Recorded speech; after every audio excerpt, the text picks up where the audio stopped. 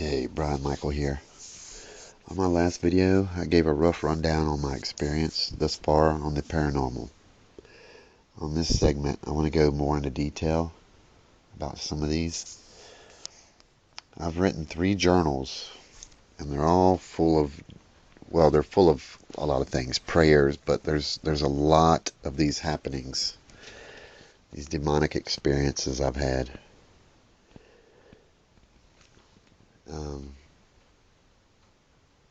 The main thing I want to get through to you guys is that demons are 100% real. Hell is real. Satan is real. It's not a concept. It's a real person. God is real. He created this wonderful place known as Earth, and the heavens, the universe, everything in it. Things that we can see, the things we cannot see. He created all of it. That is 100% true. When I was a kid, I used to see ghosts. Not always see them. Sometimes I could hear them. Sometimes just it was like a almost like a vision type deal where you can sense it, but you can't really say. It's like a cross between seeing and hearing. I can't really explain it. Unless you've experienced it, I can't really explain it to you. All that stopped at a pretty young age, teenager. I was probably like 16, I guess. And when I was 35, I had been smoking pot, most of my life by then. I used marijuana to get me through high school, and I became an ace honor roll student because of smoking pot. So I'm not really like saying it's awesome for everybody, but it worked for me. It was good. Anyway, when I quit, this one particular night I went to bed, and I think I'd had a beer, maybe 2 beers, but I hadn't smoked anything. And I was laying in bed, and I noticed coming in over top of like the blinds from the window was this orange light. It was like the color of fire, but it wasn't flickering, like it didn't dance like firelight, but it was orange, that color. And I knew I had the front porch light on, but it wasn't that color. So I was asking the girl I was with at the time, "Do you see that orange light coming over the blind?" And she's like, "No, I don't see any light." I just kept laying there looking at it, and I was like, "You sure you don't see that?" She's like, "It's dark. I don't see any light."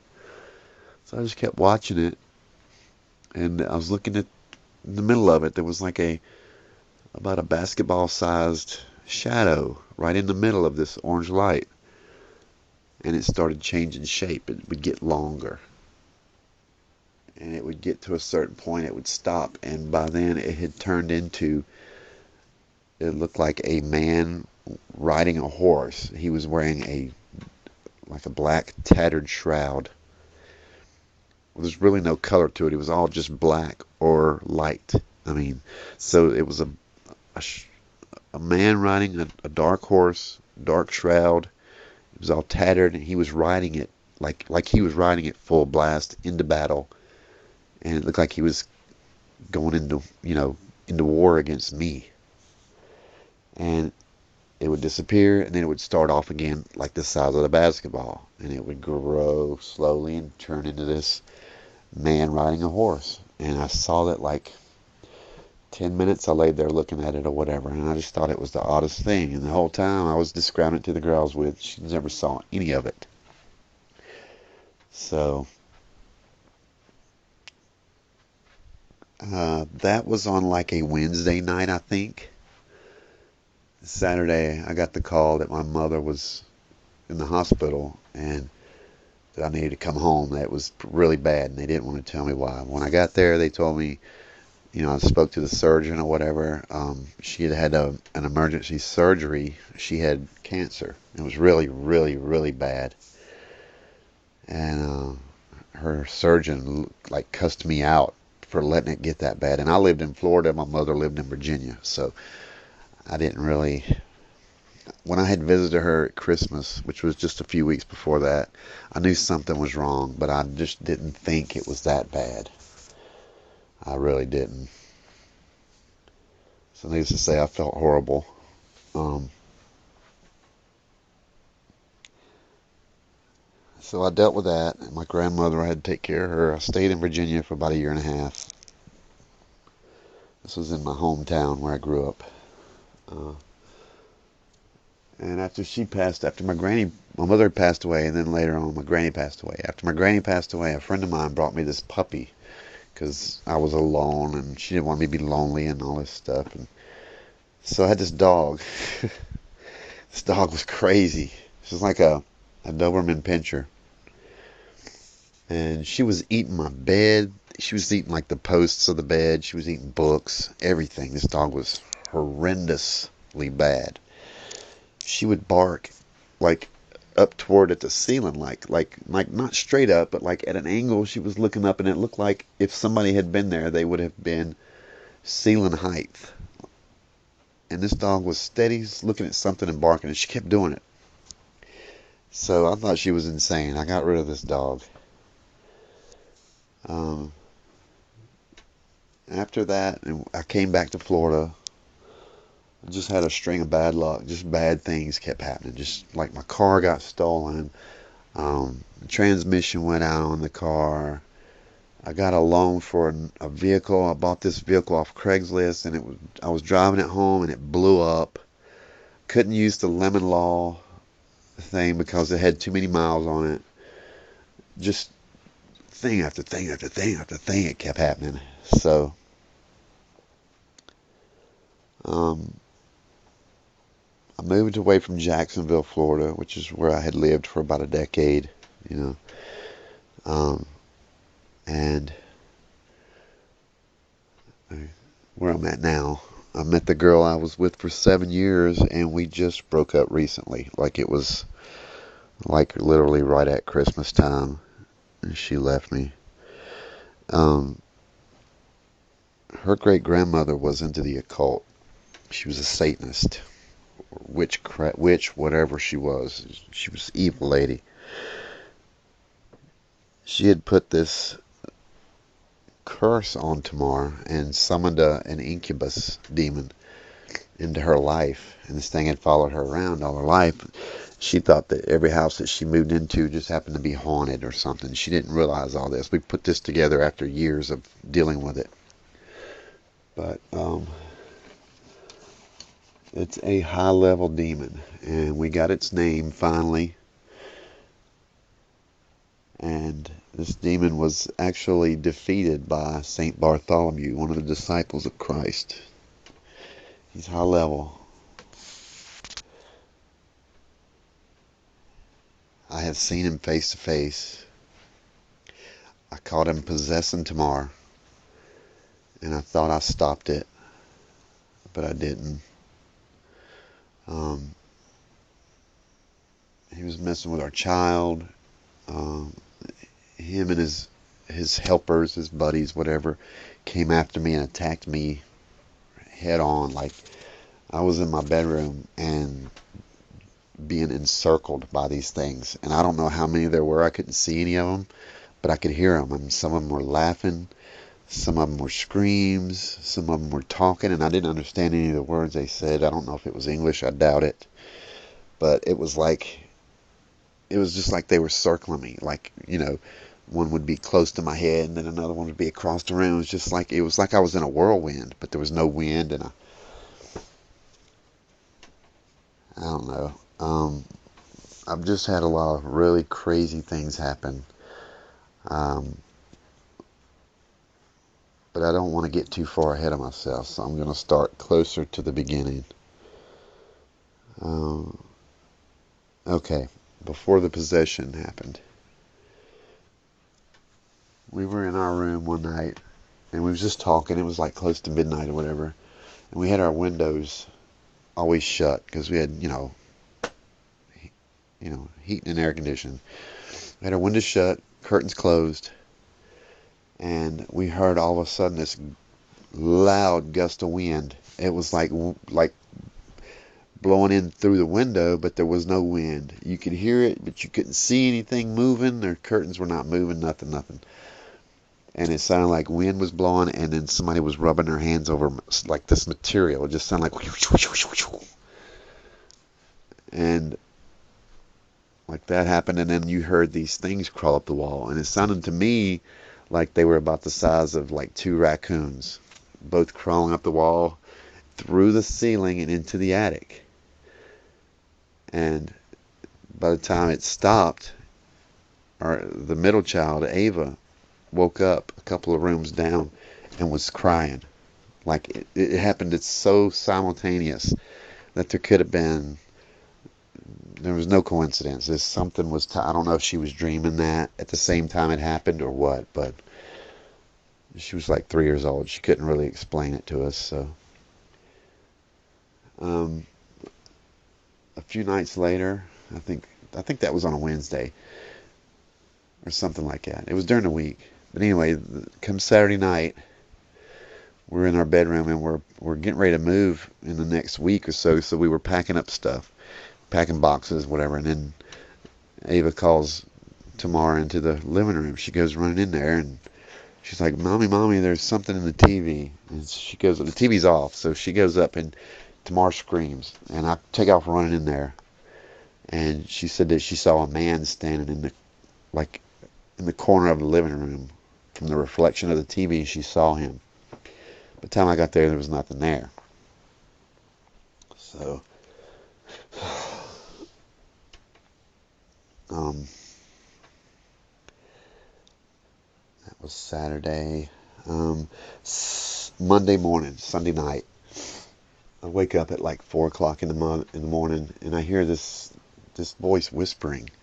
And I don't understand any of the words, but my first thought is Tamara. I'm like, "Baby, is that you talking?" And then I realize it's not her. And I look over at her, and her arms are up in the air, and her fingers are all bent and twisted, and her arms are solid, rock hard. Like, just, I couldn't straighten her hands and arms out. I couldn't move anything. I thought, I didn't know what was happening, but something was happening. So I took off running to the kitchen. I grabbed this bottle of olive oil, and I'm praying for it as I'm running back to the bedroom. Now, I just woke up, so I'm like not really good when I first wake up. I'm groggy. I'm trying to get my thoughts together. I'm trying to wake up all at the same time, and I'm trying to pray, and I don't feel like it's doing a great job of the prayer. But I stopped it, or at least it stopped while I'm anointing her with this oil and praying over her and making the shape of a crucifix with the oil on her forehead and her hands and her feet. She's like, I felt like something was sitting on my chest. But anyway, I thought I had ran it off. I thought I cast it out before it got a hold to her. Well, later on, I found out that wasn't true. I have talked to her when she was possessed by this thing. And when somebody's possessed by a demon, you know it. It changes the way they look, the way they talk, just the look in their eyes, their expression on their face and everything. Like, she had this look of absolute disdain for me. Just like she hated my guts. Like I could die and it wouldn't hurt her feelings. And we were in love, you know. That's not the way she was toward me. So this thing told me things about my past that I know wasn't true, because it doesn't know. Like, it had told me that I had lost my soul long ago and stuff like that. They don't know any of that stuff. That's up to God. It's not up to them. Anyway,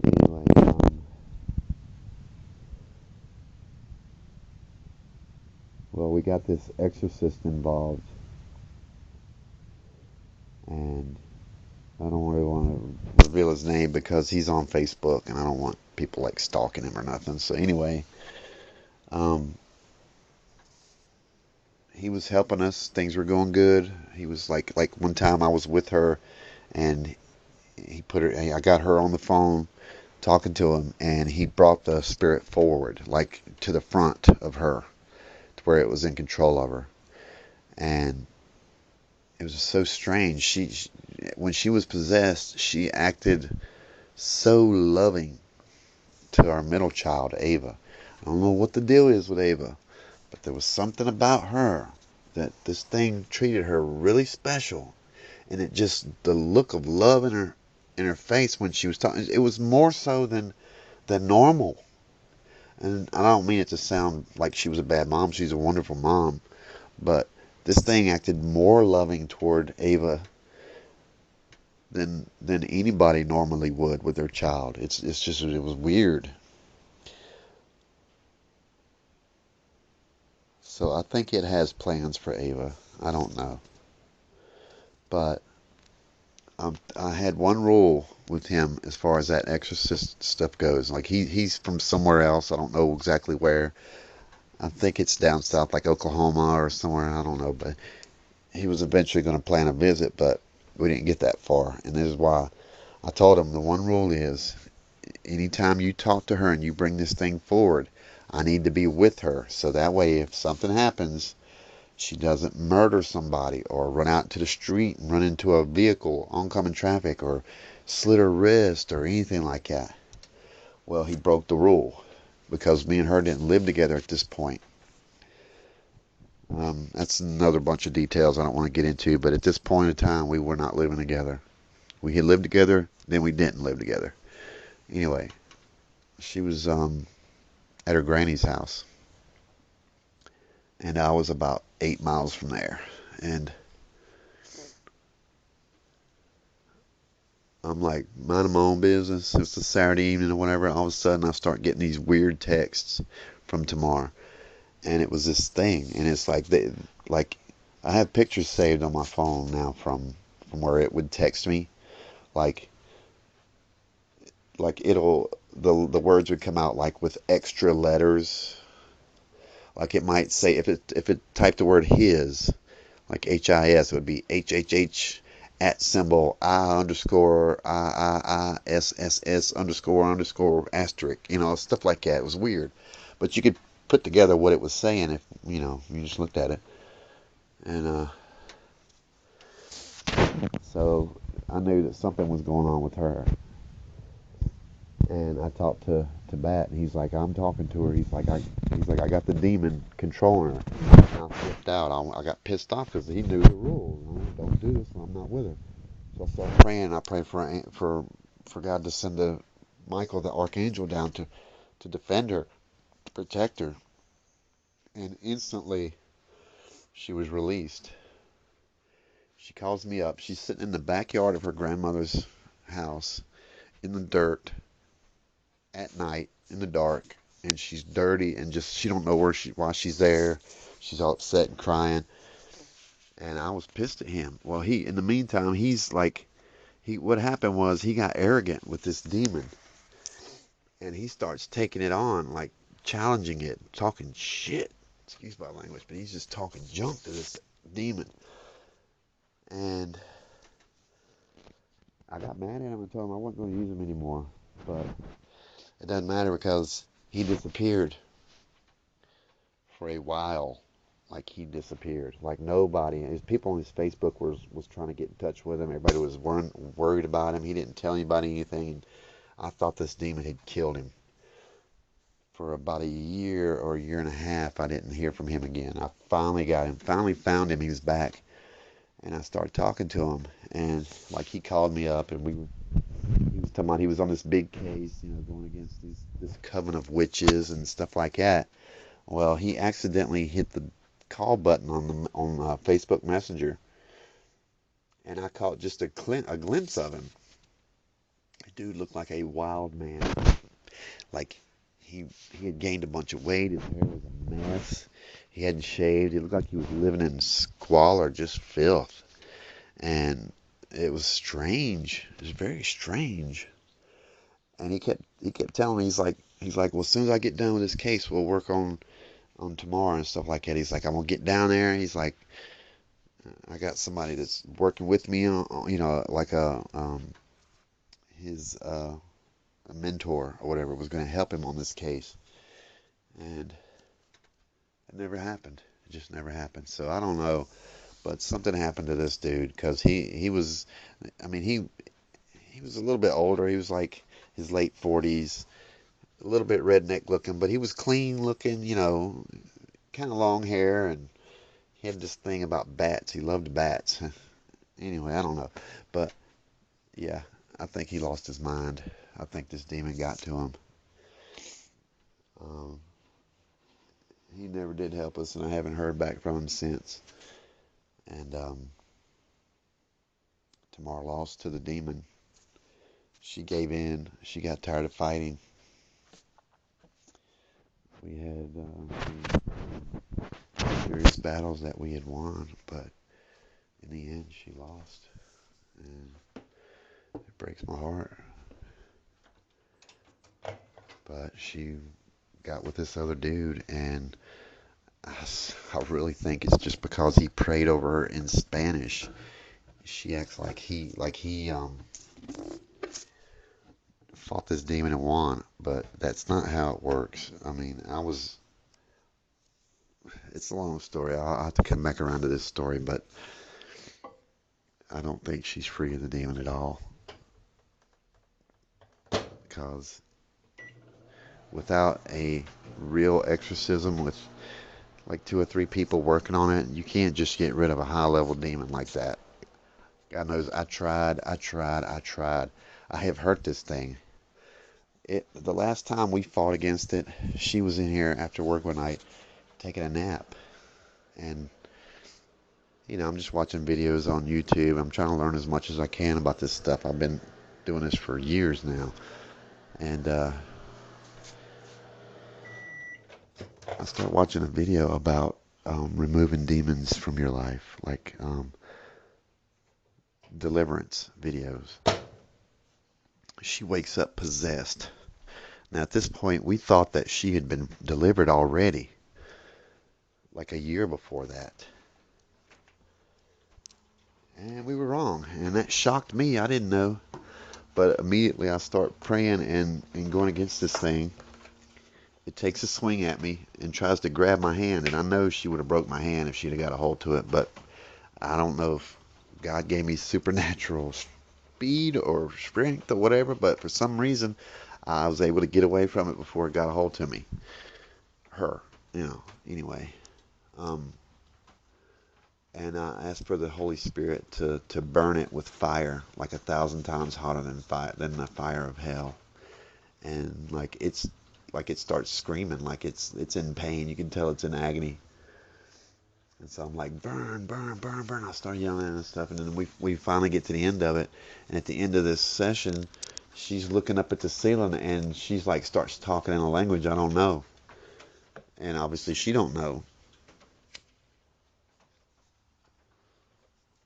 And I was talking with her after a minute or two of it, and she's like she thought it was she was talking to God, and then he told her that not to worry, that this demon is going to be cleansed from her, and she's going to be coming home soon, very soon. Well, something didn't seem right. I don't know. Maybe because I didn't see it myself. I mean, I'm not saying that it couldn't happen, but it just didn't feel 100% genuine to me. I mean, I don't think she was making it up. I think she really saw what something, but I believe maybe the demon was lying to her, tricking her, because it says even Satan himself can appear as an angel of light. So there's that. Anyway, apparently she wasn't delivered at that point, and she hasn't been yet, because she's off living with another dude, living in sin, doing drugs, whatever she does. I don't know. I'm not going to really say anything about that, but I know she's not living right. I just know her. She's not. I apologize for that. That's my body involuntarily taking a deep breath because I have cracked ribs and I can't breathe very deep. Oh, and it hurts so bad every time I do it. Anyway, that's what that sound is.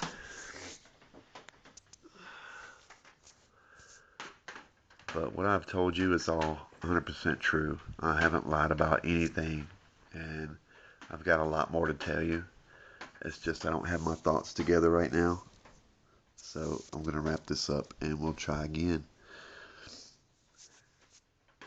The one thing I want to convey above all things is this is 100% real, 100% true. I'm not lying to you. I have no reason. I could gain nothing from you believing in God. But please, oh my God, please don't turn your back on God. And you need to come to Jesus Christ and do it soon, because we are running out of time. We are in the very end times. I know people have said that for decades. They've been saying it since I was a little kid. Jesus, come back anytime. He come back anytime. No, he is going to be here soon. And if you don't get raptured, I don't even know for sure that's 100%. I'm not sure. There's so much argument. Oh, there's going to be a rapture before the tribulation. Da da da da. I don't know. But be ready, because if there is a rapture, you don't want to miss that. I'm telling you, the 7 years of the Great Tribulation is going to be hell on earth. And one of two things is going to happen. You're either going to take that mark of the beast and be damned for all eternity, because there ain't no getting out of it once you do it. Or you're going to be put to death and probably have to watch your children get tortured, your loved ones, your wife, your husband, whatever. You're going to have to starve. You're not going to be able to work. You're not going to be able to buy anything. You're not going to be able to sell anything. It's going to be horrible. Get right with the Lord now, because we are almost out of time. This is urgent. Don't even think about worrying about going to the bar, or who you're going to sleep with this weekend, or whatever, or playing the field and dating these other different people. You better let it go. I'm telling you, you're going to run out of time. I'm worried about myself. I'm worried about this day in, day out. If I'm going to give up all my sins, because I've been pretty good. I don't cheat. I even quit having sex with Tamar because I wanted the Lord to bless our relationship. I wanted us to get married before we had sex again. And we have a child together. It wasn't to hurt her. It was to help us as a team. Because the last thing I want is to go to hell. I'm sorry, I love her with all my heart. But no, I'm not going to hell for anybody. Not if I can help it. Ugh. Anyway, I love you guys. Please consider it.